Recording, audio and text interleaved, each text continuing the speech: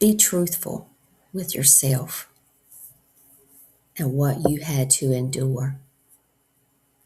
Someone really hurt you. Validate this for yourself. Just how deep this hurt goes.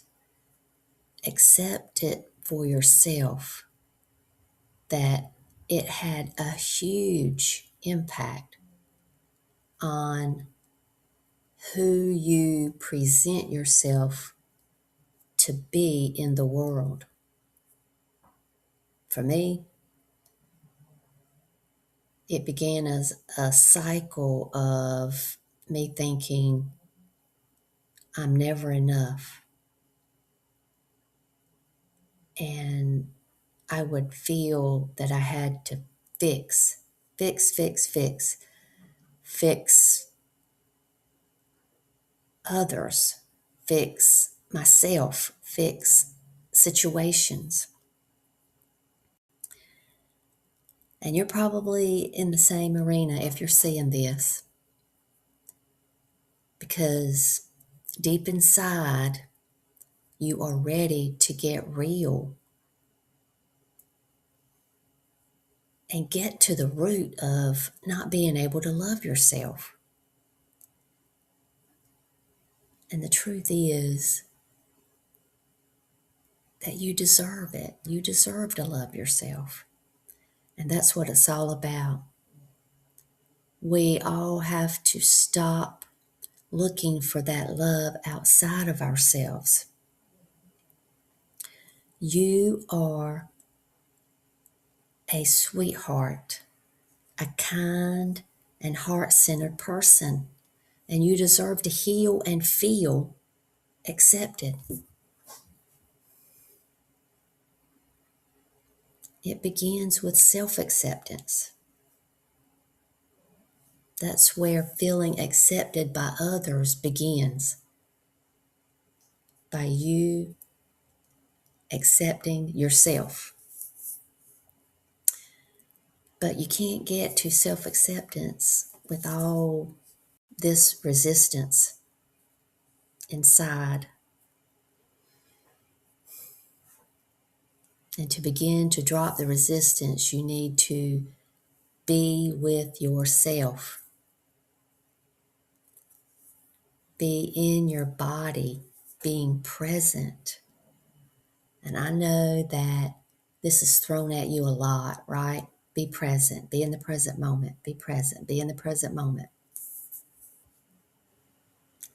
But the present moment is important because this is where, in the present moment, is where the true you is.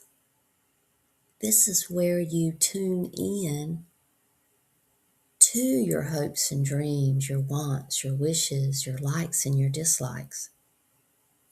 The magic happens when you move outside the familiar routine of what you normally do. As people pleasers, we're always playing it safe. And this playing it safe is holding us back from loving ourselves and being our true nature. So I wanted to talk about real quick this little series that I did on Facebook about 3 years ago. And the name of it was Something New 59 Times.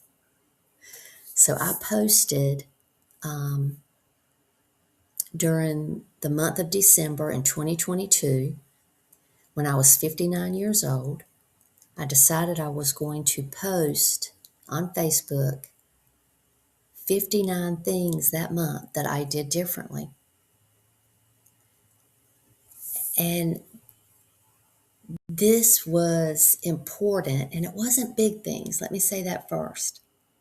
It was just, it could be any little thing, and it wasn't like I was asking myself to eat food that made me vomit or sleep on a bed of nails. It was just anything that I could do differently.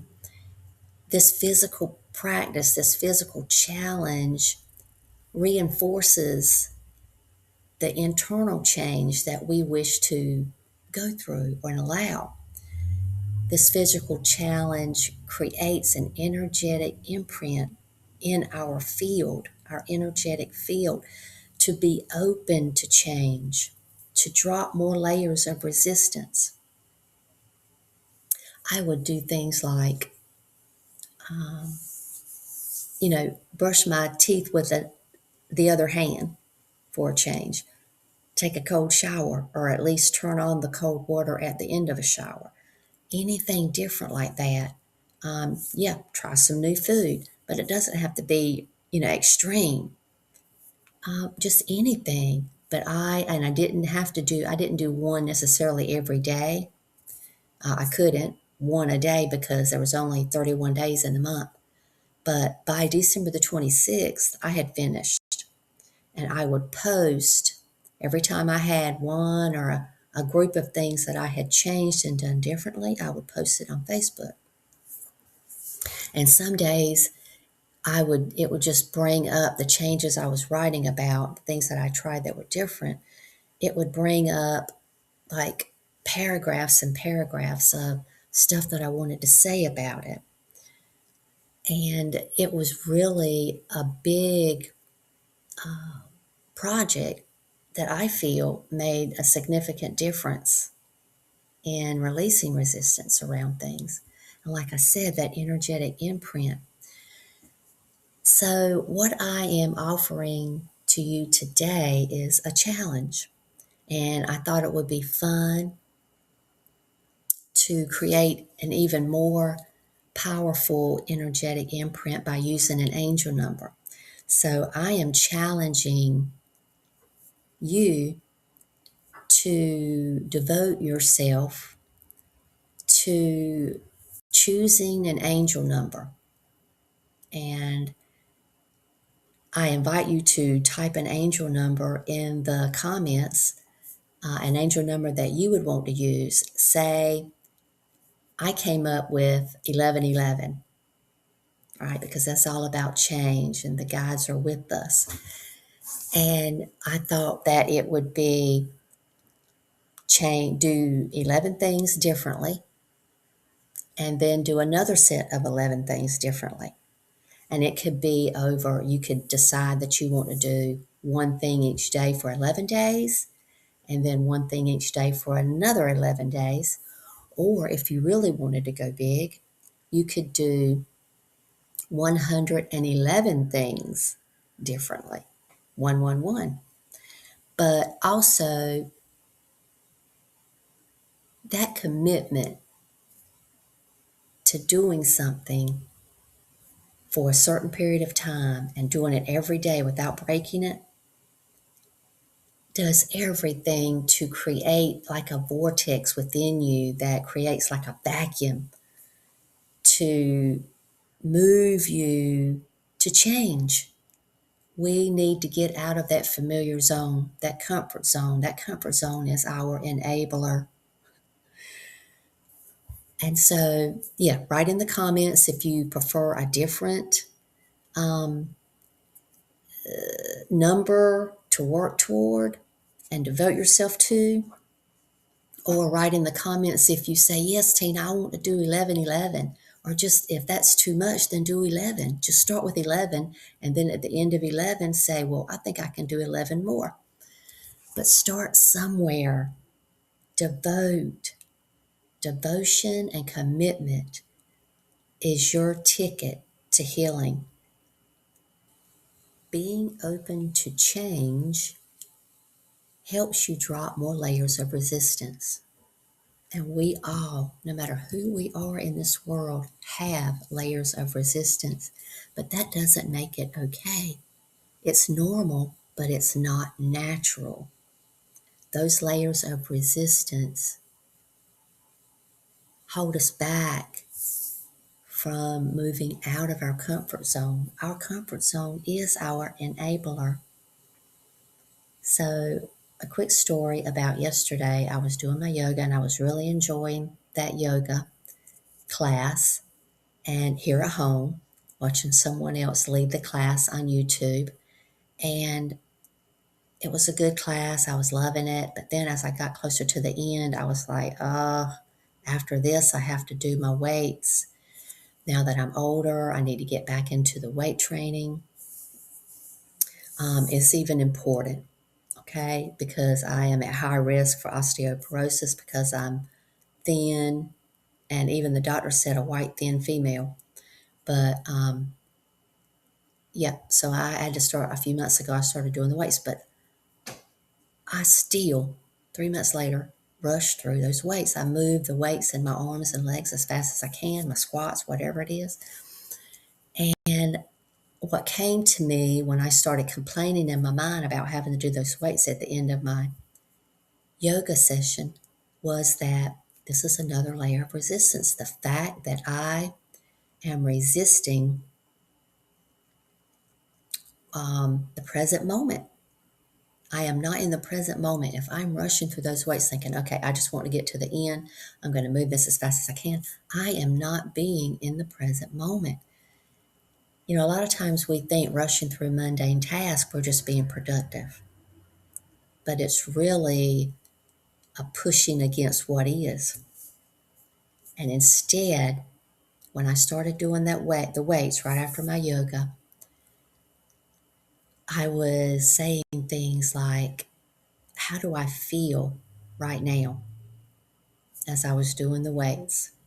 How do I feel right now? And instead of saying, I'll feel better when I'm done, I was just asking, how do I feel right now? And really just quieting my mind and being in that and allowing that experience, watching it, being with it as the experience of moving those weights unfolded inside of me. So anytime that we have resistance, we are resisting the present moment. When we are rushing through that task, and our body is here in the task, but our mind is already somewhere else, wishing we were somewhere else. And it's like when you complete the task, you never really arrived in it. So instead, as I worked out with those weights, I said, I choose to be with what I am doing right now.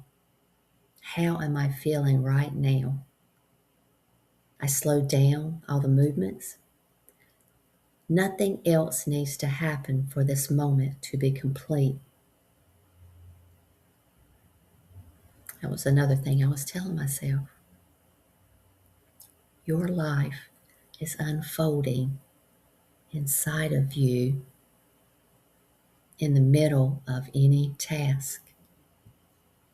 So, this message today, my presentation today, my goal was to help you to feel and see that everything revolves around being present, being full of the present moment, being full of what you are doing in that very moment.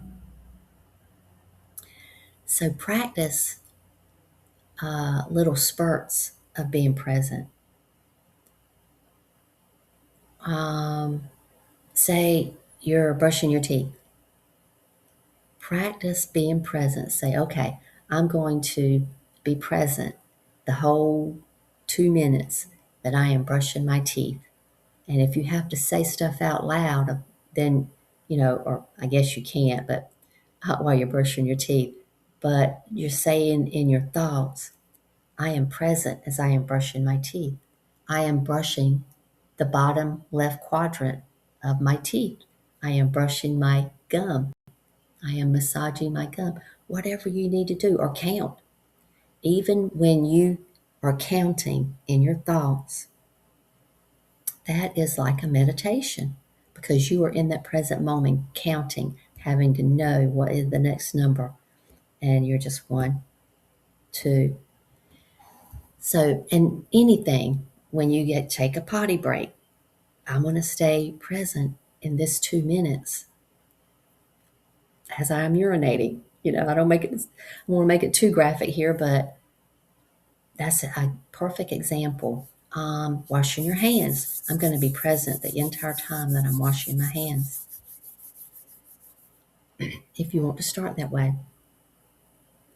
But being present, learning to be present, learning to quiet your mind is going to help you heal. Heal these people-pleasing patterns. That is our end goal. And coming to love ourselves. That is your end goal. So I've given you this today in hopes that it will help someone. And consider that angel number and doing something different. As mine was called, something new 59 times. You can call yours something new 11 times. Whatever. But as a community, we can all jump into this and commit and be devoted to our healing.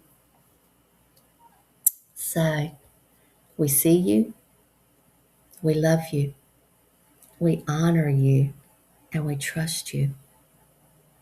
Blessed be. Talk to you again later.